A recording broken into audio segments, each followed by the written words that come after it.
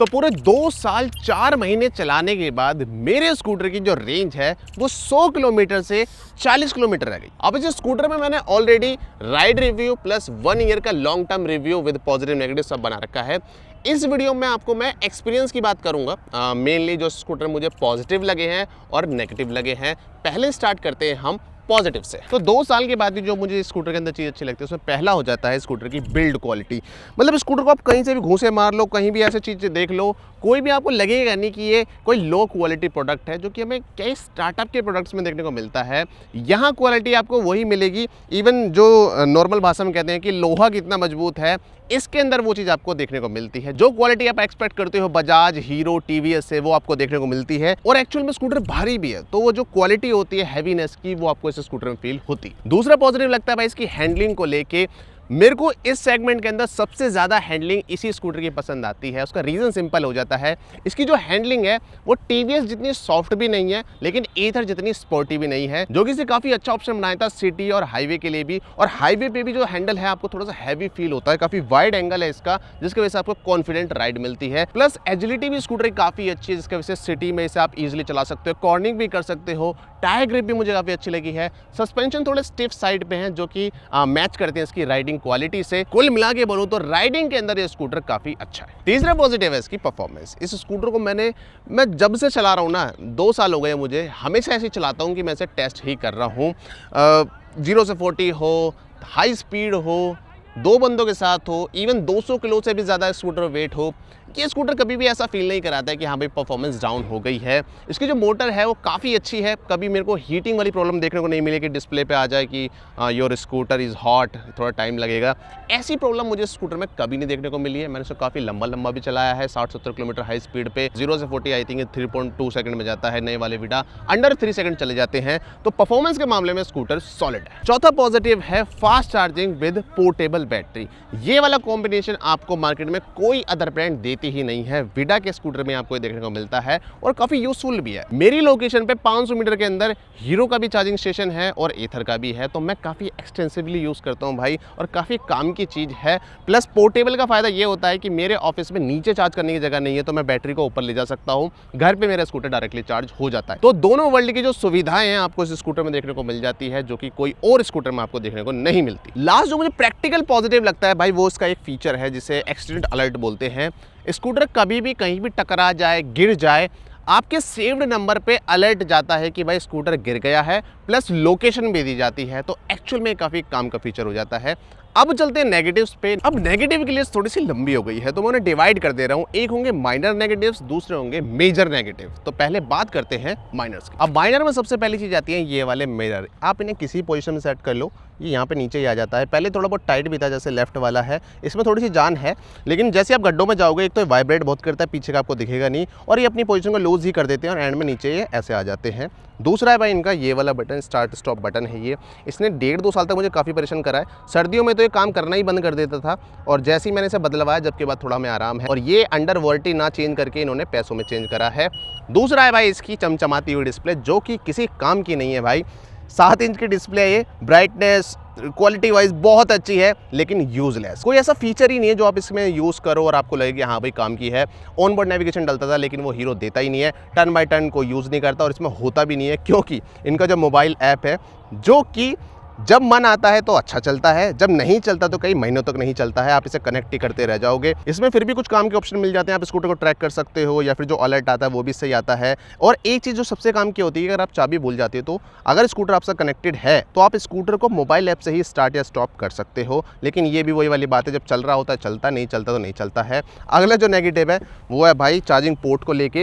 इसका जो charging port है, जैसे आप इसमें चार्जर लगाते हो और सीट को ऐसे जोर से बंद कर देते हो, सुबह उठ के आपको लगता है कि हाँ स्कूटर मेरा पूरा चार्ज हो गया होगा। इवन आप इसे जोर से भी बंद कर दो, वो चार्ज नहीं होता है। ऐसा मेरे साथ 10 में से 1-2 बार हो जाता है कि स्कूटर चार्ज ही नहीं हुआ। सर्विस सेंटर पे जब दिखाया तो उन्होंने बता दिया कि भाई शायद से पिन ढीली हो गई है, हम इसमें कुछ कर देंगे, लेकिन कुछ खास हुआ नहीं। रियर ब्रेक भी मुझे इसके यूजलेस लगते हैं। अब मेजर नेगेटिव्स की बात करते हैं, जिसमें सबसे पहला हो जाता है अपनी ये प्यारी सी बैटरी, जो कि अब डेड हो चुकी है, जिसकी वजह से मेरी जो रेंज हुआ करती थी 100 किलोमीटर की, वो सिर्फ 40 किलोमीटर रह गई है। दिमाग में क्वेश्चन आ रहा होगा कि भाई 100 का आता तो 50 होता है, तेरी एक खराब हो गई, दूसरी तो 50 देनी चाहिए। तो वो भी भाई अब 100% तक चार्ज नहीं हो रही है, वो कभी 85, 88, 90 तक चार्ज होती है होम चार्जर से।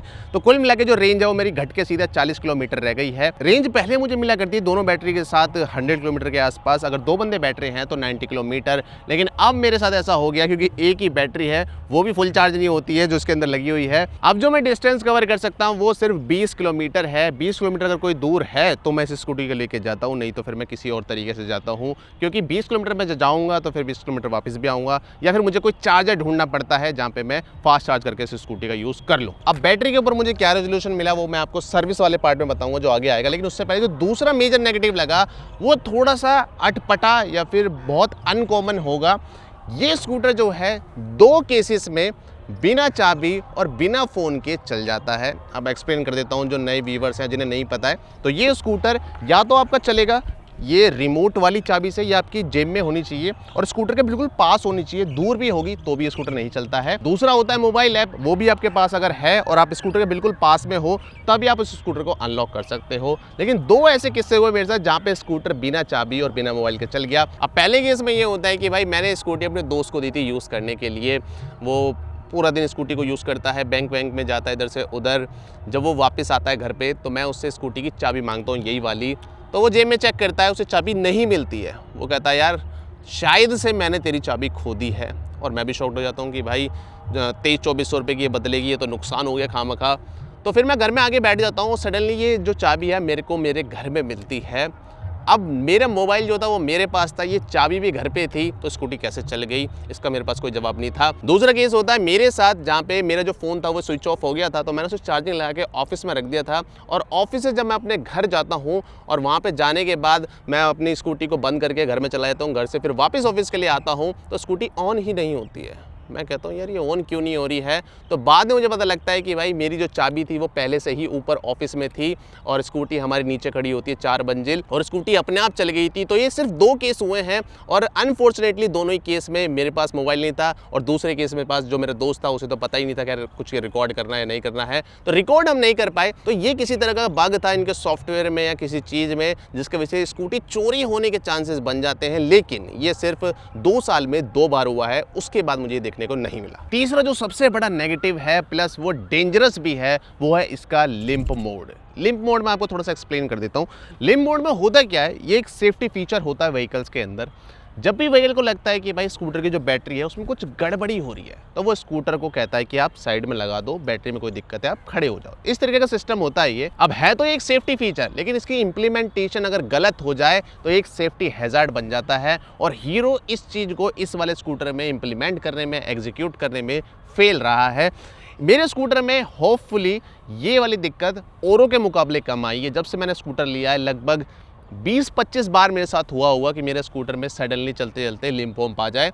बाय गॉड ग्रेस मेरे साथ कभी भी ऐसा नहीं हुआ है कि मैं बहुत बुरी सिचुएशन में हूँ। नहीं तो बहुत से बंदे ऐसे हैं कि वो हाईवे पे तेज़ स्पीड में चल रहे थे और उनका लिम्प होम आ गया। स्कूटर सडनली ब्रेक मारता है बहुत ज़ोर से, आप कंट्रोल नहीं कर पाओगे स्कूटर को, और जो पीछे से गाड़ियाँ आ रही है वो आपके स्कूटर को उड़ा सकती हैं, और कुछ केस में बंदे उड़े भी हैं। अब थैंकफुली मेरे स्कूटर में ऐसी कभी सिचुएशन नहीं हुई और मैं भी अब थोड़ा सा फोकस करके चलाता हूँ। कुछ चीज़ मैंने जो नोटिस करी थी वो ये होता है कि अगर 2 बैटरी स्कूटर में लगी हुई है, एक बैटरी ज़्यादा डिस्चार्ज हो रही है तो आप मान के चलो लिम्प होम आएगा। और भी वेरियस रीज़न होते हैं कि अगर आपका स्कूटर गड्ढे में कूद के निकलता है और आपकी एक बैटरी डिस्कनेक्ट हो जाती है तो भी लिम्प होम आ जाता है। इसके अलावा भी कई रीज़न है जो आपको अलग अलग यूज़र से सुनने को मिल जाएंगे, लेकिन कंपनी की तरफ से मुझे इसके ऊपर कोई भी सॉल्यूशन नहीं मिला है। उन्होंने कहा है भाई ये तो है तो फिर ये रहेगा ही।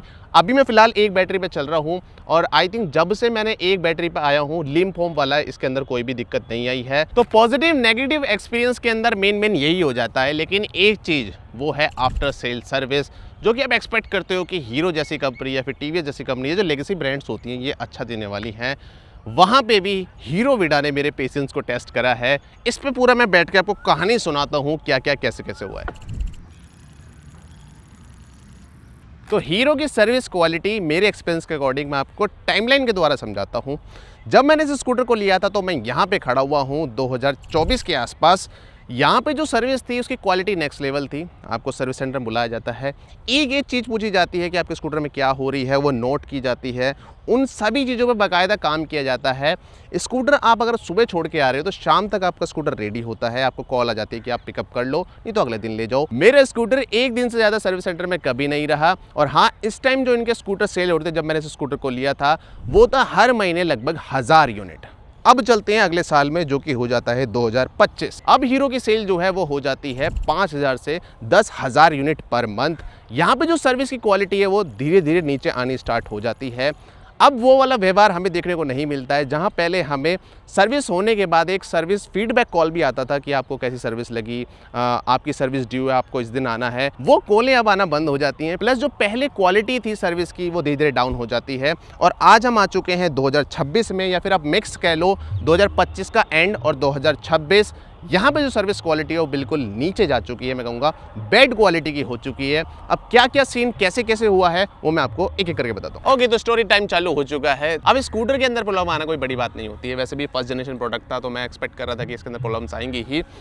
छोटी मोटी चीज़ों का एग्जांपल ले लूँ, जैसे कि इसके जो बटन्स हैं वो अच्छे नहीं हैं, साइड वाले इस लेफ्ट हैंड के जो बटन्स हैं वो काम करना धीरे धीरे बंद कर रहे हैं। पहले भी काम नहीं करते थे, लेकिन मैं इतना बॉदर नहीं होता हूँ क्योंकि मुझे सर्विस सेंटर पे जाना टाइम थोड़ा वेस्टिंग लगता है, इसलिए मैं ज़्यादा कम हूँ। दूसरा जो स्टार्ट स्टॉप बटन था वो भी कंपनी ने मुझको पेड में बदल के दिया है, जबकि मैं और बंदों से मिला हूँ, उनका कंपनी ने या फिर जो सर्विस सेंटर था अंडर वारंटी चेंज करा है। तो कुल मिला के अगर आप लड़ झगड़ लेते हो तो आपका माल जो है अंडर वारंटी में चेंज हो जाएगा। जैसा मैं नहीं लड़ा या मैंने अकड़ के बात नहीं करी तो मुझसे पेड में काम करवा लेंगे। नेक्स्ट रहता है भाई 2025 का जुलाई वाला महीना। जुलाई के महीने में होता यह है कि मेरा स्कूटर सडनली बंद हो जाता है, बिल्कुल चलना, ये रिस्पॉन्ड ही नहीं करता है। ना ही मेरा स्कूटर लॉक होता है, ना ही बंद, ना चालू, ना ही ये चार्ज होता है। सर्विस सेंटर को मैंने कॉल करा तो भाई वहां से रिस्पॉन्स अच्छा नहीं आता है, बंदे कॉल नहीं उठाते हैं।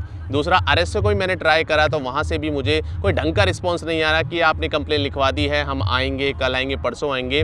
कुल मिला के 5 दिन बाद मेरा स्कूटर पिकअप हो जाता है मेरे घर से, क्योंकि मैंने इनका RSO से सर्विस ली हुई थी। अब स्कूटर मेरा सर्विस सेंटर पहुंच जाता है और मैं उनसे पूछता हूँ कि भाई मेरे स्कूटर के अंदर क्या प्रॉब्लम है। तो 2 दिन तक वो काम नहीं करते हैं। वो बोलते हैं कि भाई हमारे जो सर्विस सेंटर उस पर लोड बहुत ज़्यादा हो गया है, अभी आपका स्कूटर चेक नहीं हुआ है। अब यहाँ पे मुझे लगा कि भाई सर्विस क्वालिटी में थोड़ा चेंज आना स्टार्ट हो गया है। पहले स्कूटर एक दिन में ही पिकअप हो जाता था, सर्विस सेंटर पर जा रहा है और एक दिन में ही वापस आ रहा है। वो चीज़ यहाँ पे अब बदलती हुई नजर आ रही है। 5 दिन बाद मेरा पिकअप हुआ है, 2 दिन बाद मुझे बोला गया है कि भाई अभी तो लोड आ रहा है, अभी हमने चेक भी नहीं करा है। और मुझे तकरीबन 5 दिन बाद बताया जाता है कि आपकी जो ऑक्स वाली बैटरी है, ऑक्सिलरी बैटरी है, वो डिस्चार्ज हो गई है और हम इसे चार्ज कर रहे हैं और आप अपना स्कूटर अगले दिन मेरे से ले जाना। तो कुल मिला के मुझे 10 दिन बाद स्कूटर मिलता है।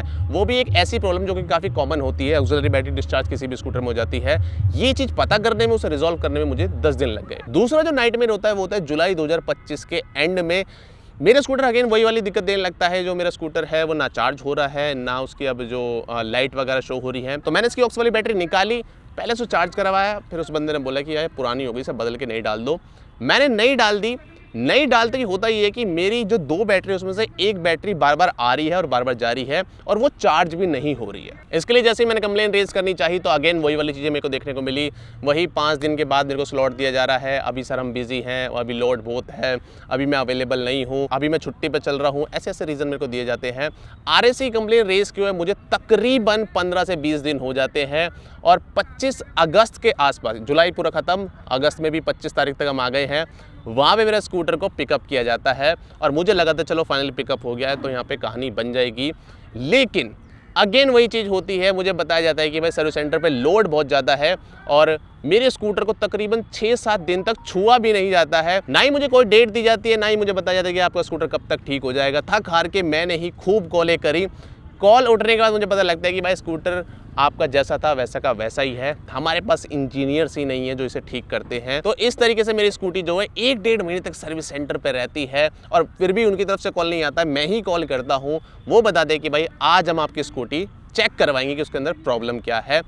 प्रॉब्लम बाद में ये बताते हैं कि भाई आपकी जो एक स्कूटर की बैटरी है वो ख़राब हो चुकी है, उसके बाद भी स्कूटी नहीं चल रही है, उसको हम रिजॉल्व करने में लगे हुए हैं। अब एग्जैक्ट क्या प्रॉब्लम आई थी वो इन्होंने मुझे नहीं बताया। इन्होंने कहा कि ठीक है आपकी स्कूटी एक बैटरी से चल रही है और आप इसे ले जा सकते हो।